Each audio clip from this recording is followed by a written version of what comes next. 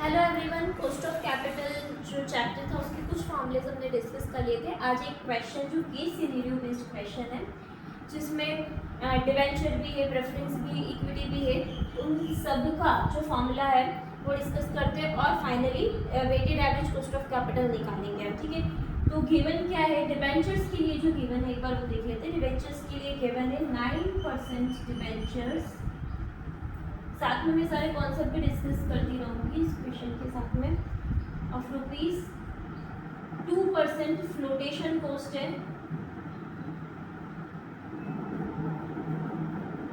Market price 105, tax है 35%। ठीक है, और redeemable at par level. Redeemable है मतलब कि डिवेंचर जो होते हैं वो दो टाइप के होते हैं, मैंने बताया था आपको। एक होते हैं इररिडीमेबल और एक रिडीमेबल। इररिडीमेबल रियल बेसिस पे बहुत कम देखने को मिलते हैं, सारे रिडीमेबल ही होते हैं, जैसे ये भी रिडीमेबल ही हमारा। अगर इररिडीमेबल होता तो हम क्या करते? इंटरेस्ट ऑन टी अपॉन जो भी इन्वेस्टमेंट है ना। जनरली जब भी आप कॉस्ट निकालोगे तो वो शेयर होल्डर के पॉइंट ऑफ व्यू से रिटर्न होगा। तो आप जब क्वेश्चन सोल्व करोगे तो वो शेयर होल्डर को कितना रिटर्न मिल रहा है, ठीक है, उनके कितने इन्वेस्टमेंट लगाने पे, तो वो कंपनी का क्या बन जाएगा? कॉस्ट बन जाएगा। तो यहाँ पर इंटरेस्ट जो है वो शेयर होल्डर का रिटर्न है और इन्वेस्टमेंट यानी जो भी उन लोगों ने इशू प्राइस पे इशू किया है। ठीक है, अब यहाँ पे क्या होगा? 1:T हम क्यों करें? क्योंकि इंटरेस्ट एक ऐसा खर्चा है जो कंपनी को टैक्स सेविंग देता है, टैक्स देता है। ठीक है, तो आफ्टर टैक्स इंटरेस्ट हम कंसीडर करेंगे, उसमें इन्वेस्टमेंट डिवाइड कर दिया तो ये शेयर होल्डर का रिटर्न आ गया, हमारा क्या आ गया? कॉस्ट आ गया।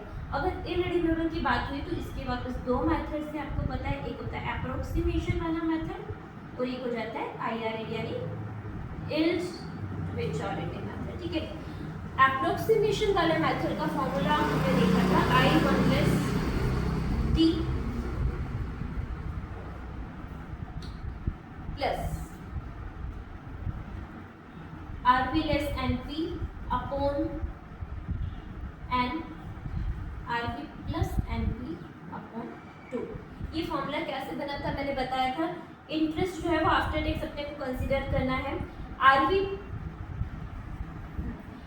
मतलब रिडेम्पशन वैल्यू, ठीक है, और NP इज नेट प्रोसीड्स या इशू प्राइस। ठीक है, अभी हमने क्या देखा कि इंटरेस्ट जो है वो तो डिबेंचर होल्डर्स को मिलने ही वाला है, तो एक इंटरेस्ट मिलने वाला है, प्लस डिबेंचर होल्डर को और क्या मिलने वाला है? उसको रिडेम्पशन वैल्यू मिलने वाली है, लेकिन उसने कुछ खर्चा तो किया है, तो इशू प्राइस मतलब उसने पे किए, तो ये जो डिफरेंस है वो उसको मिलने वाला है, वो कितने सालों में मिलने वाला है, that is divided by n। ठीक है, और हम यहाँ पर एवरेज आउट करके इन्वेस्टमेंट को डिवाइड क्यों कर रहे हैं? क्योंकि RP रिडेम्पशन वैल्यू भी एकदम सही नहीं जाएगा और नेट प्रोसीड्स इशू प्राइस भी एकदम सही नहीं जाएगा, तो हमने क्या किया? RP plus NP divide by 2 कर लिया ताकि वो एवरेज आउट होके सही अपने को कॉस्ट ऑफ कैपिटल पता चलेगा। तो एक इंटरेस्ट हो गया, इंटरेस्ट प्लस जो भी अपने को यहाँ से डिफरेंस अपने को मिल रहा है उसको डिवाइड बाय इन्वेस्टमेंट करना है। ठीक है, तो वैल्यू क्या बताई थी इन्होंने? 9% डिबेंचर ऑफ 275, तो 9 1 लेस T। RP अपने पास में कितना है? 100। रिडेम्पशन वैल्यू एट पार बोला था, ठीक है, माइनस 102.82 कैसे आएगा? 105 रुपए की मार्केट प्राइस है। इशू प्राइस अगर क्लियरली गिवन नहीं तो market price is the issue price, उसमें से फ्लोटेशन कॉस्ट आपको लेस करनी पड़ेगी 2% की। ठीक है, जो बता रखिए, divided by number of years कितने हैं? 5, और अपना इन्वेस्टमेंट कितना हो जाता है? 100 प्लस 102.82 डिवाइडेड बाय 2, तो ये अपने पास में वैल्यू आ जाती है इसकी कितनी? 10.57%। राइट, तो अप्रोक्सीमेशन मेथड में अपने को अप्रोक्सीमेट जो रेट थी या कॉस्ट ऑफ कैपिटल थी वो पता चल गई। अब हम एक IRR मेथड भी देखते हैं, इल्ड टू मेच्योरिटी। उसमें क्या करना है अपने को? CS एग्जीक्यूटिव में IRR मेथड को भी कंसीडर नहीं किया है कॉस्ट ऑफ कैपिटल निकालने के लिए, CA इंटर में कंसीडर किया है। तो CA इंटर के पॉइंट ऑफ व्यू से वैसे भी IRR मेथड इंपॉर्टेंट है तो समझ लेते हैं, उससे थोड़ी ज़्यादा एप्रोप्रिएट रेट अपने को मिल जाएगी। ठीक है, तो सबसे पहले तो इल्ड टू मेच्योरिटी में वैसे जनरली जो रेट कंसीडर करते हैं सभी लोग, ठीक है, NPV के लिए वो करते हैं 15% जो एंटरप्रेन्योर्स होते हैं, ठीक है, बिजनेसमैन होते हैं 15% कंसीडर करते हैं। अब अपने को भी दो ऐसी रेट निकालनी है, ठीक है, एक रेट में अमाउंट नेगेटिव जाना चाहिए, एक में पॉजिटिव जाना चाहिए, तो अपने बीच में जो रेट आएगी वो उस पर एनपीवी जीरो हो जाएगा एग्जैक्टली, तो वो रेट अपने को निकालनी है।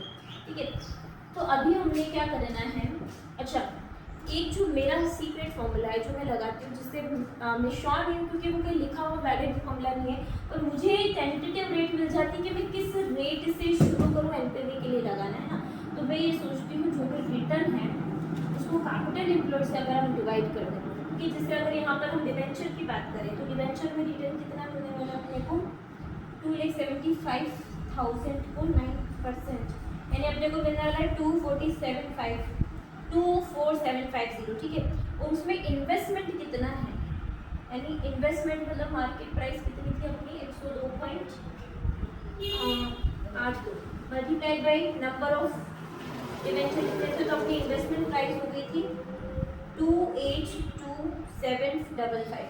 ठीक है, तो यहाँ पर जो रेट आ रही है वो आ रही है अपने पास में कितनी 8.75। तो अब मुझे पता चल गया एक रेट तो मुझे 8% लेनी ही है, और एक रेट से तो हमने IRR के लिए 8.75 का रेट अपने पास में आया है, तो हम क्या करेंगे 8% के हिसाब से देख लेते हैं। जीरो ईयर की बात करें तो डिवेंचर होल्डर के हाथ से पैसा कितना जा रहा है 102.82 का पैसा जा रहा है। ठीक है, 1 से 10 साल तक उसको क्या मिलने वाला है 9% का इंटरेस्ट मिलने वाला है, मतलब अमाउंट ये पॉजिटिव रहेगा। ठीक है, 8% का 10 साल बाद का एनपीवी फैक्टर कितना रहने वाला है क्यूमुलेटिव, अगर हम देखें तो क्यूमुलेटिव रहने वाला है 6.7 का, हम देखेंगे 1 क्यूमुलेटिव फैक्टर एनपीवी कैसे निकालते हैं 1 divide by 1.08 equal to m plus equal to m plus 2 equal to m plus 3 4 5 6 7 8 9 10 MRC average equal कितना आ गया 6.7। ठीक है, तो ये पैसा शेयर होल्डर को मिलने वाला है 9 साल तक, कितना हो गया इनका अमाउंट, इसका अमाउंट मिलता है 61.39। अब एक बार कैलकुलेशन और चेक कर लेना आपके ऑन पे। 10th ईयर में अपने को पैसा मिलेगा, किसको डिवेंचर होल्डर को पैसा मिलेगा कितना 100 एनपीवी सॉरी पार पर रिडम है, मतलब 100 रुपये रिडम्पशन के, लेकिन जो 100 की वैल्यू आज है ना वो 10 साल बाद में तो 100 एप्रिशिएट हो जाएगा। 100 में जितना सामान आ जाता है उतना सामान 10 साल बाद नहीं आएगा, तो उसका 8% का 10th ईयर का पीवी फैक्टर कितना है 1 डिवाइड बाई 1.08 से आप देख लेना 10th ईयर का फैक्टर आएगा 0.463।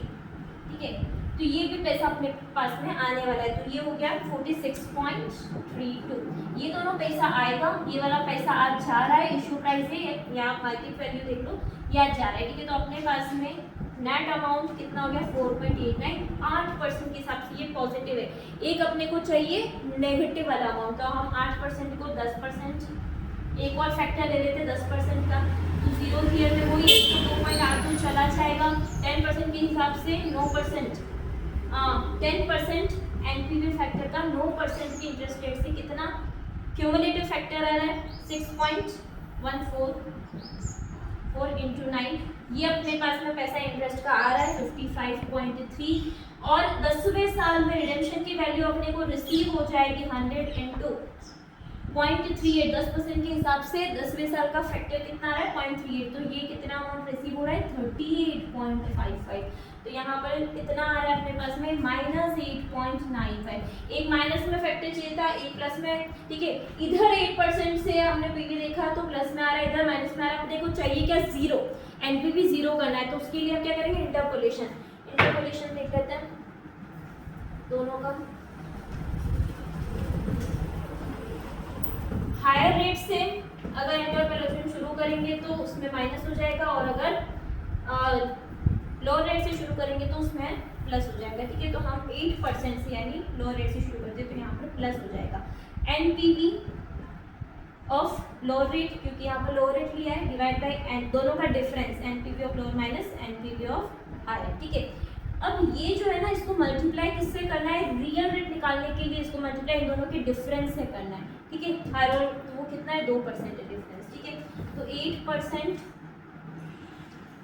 Plus 4.89 divided by 4.89 minus minus 8.95 into 0.00, ये आपकी रेट जो है वो आ जाएगी, यहाँ पर आ जाएगा 0.08 प्लस 0.007, 0.087% या 7 या 8.7%। मैंने कहा था ना लगभग सेम रेट आ सकती है जो अपन ने उसमें निकाले थे, मेरे फॉर्मूले में रखे 8.75, उसमें भी थी, इसमें भी 8.7% रेट आ गई थी। अब आ जाते हैं हम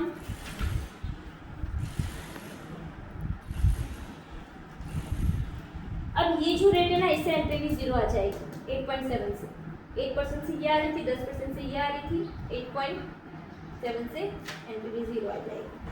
मतलब हमने यहाँ से चलना शुरू किया, ठीक है। अब इसको इतना सा और ऐड कर लेंगे तो क्या हो जाएगा, एनपीवी 0 आ जाएगा।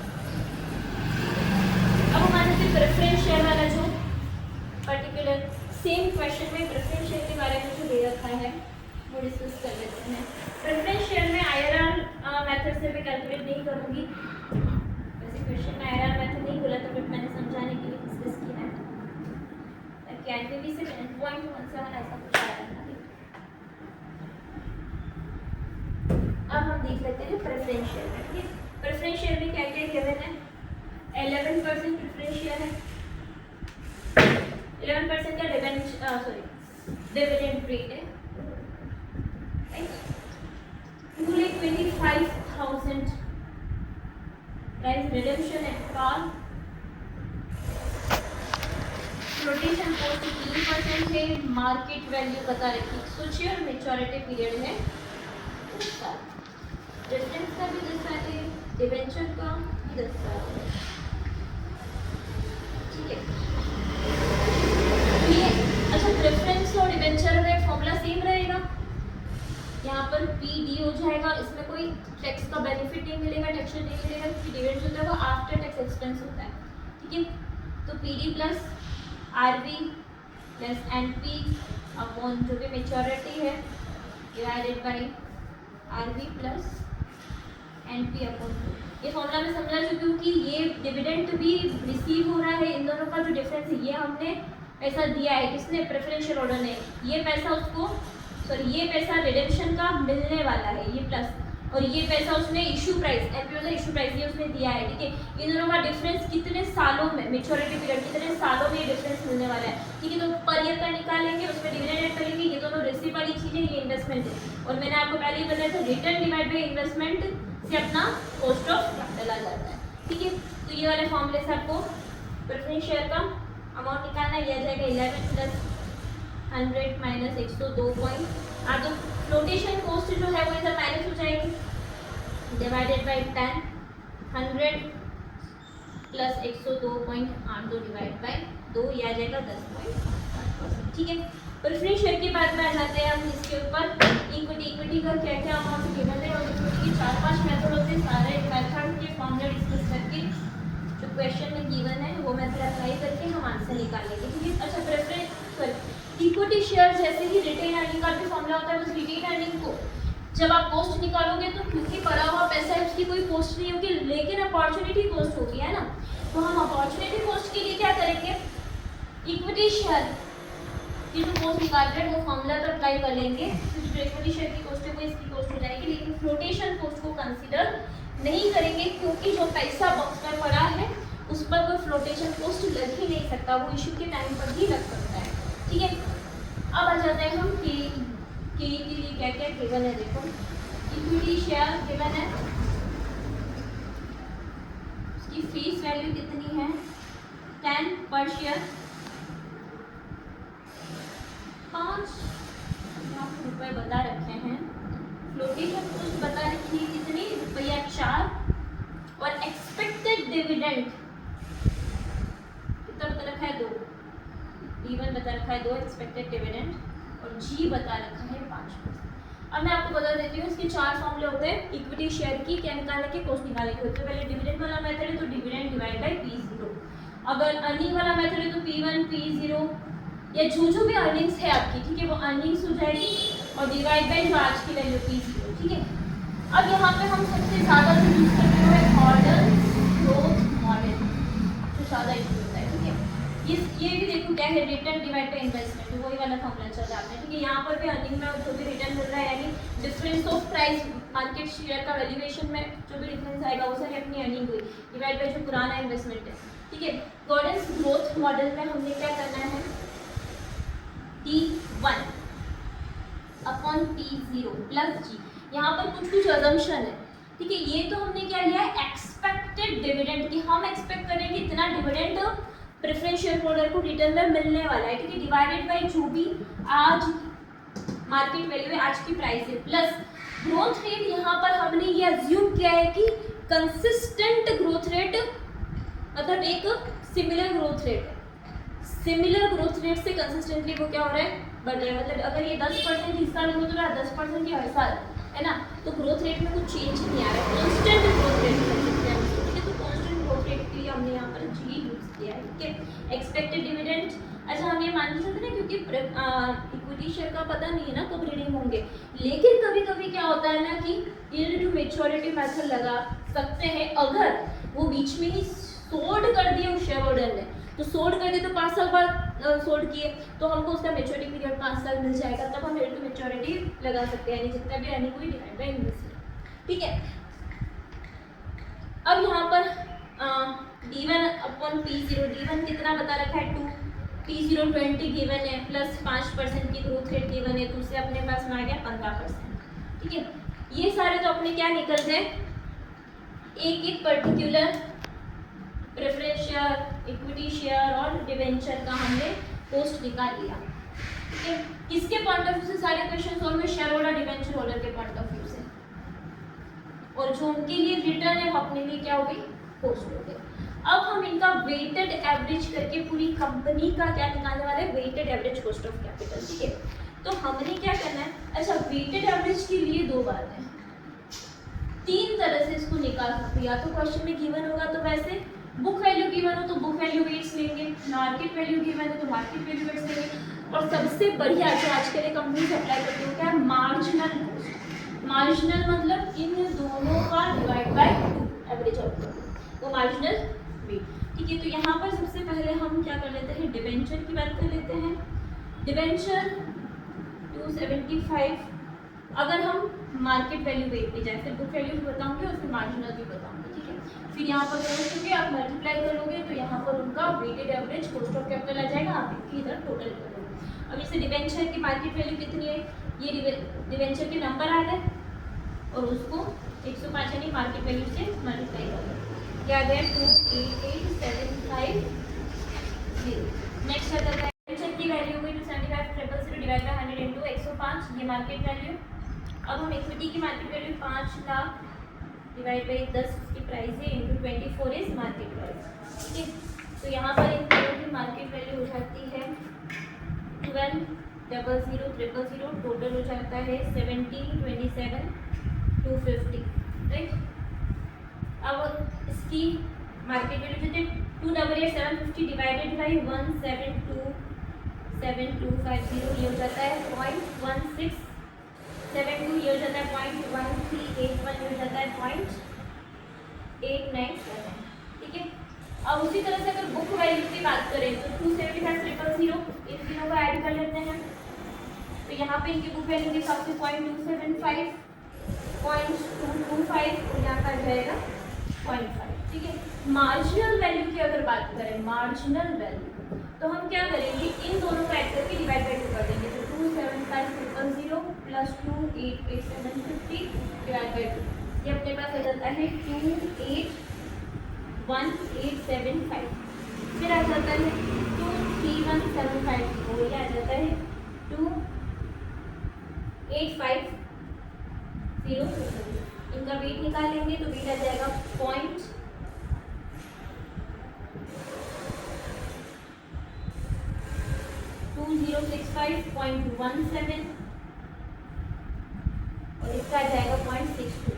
मतलब आपको कॉन्सेप्ट समझ में आ गया होगा, मार्केट वैल्यू में मार्केट वैल्यू कंसीडर करिए, बुक वैल्यू बुक वैल्यू और मार्जिनल में इन दोनों का डिवाइड बाई 2 करना है। ठीक है, फिर वेट्स ले लेना है, कॉस्ट ले लेनी है, मल्टीप्लाई कर लेना है, weighted average cost of capital आ जाएगी।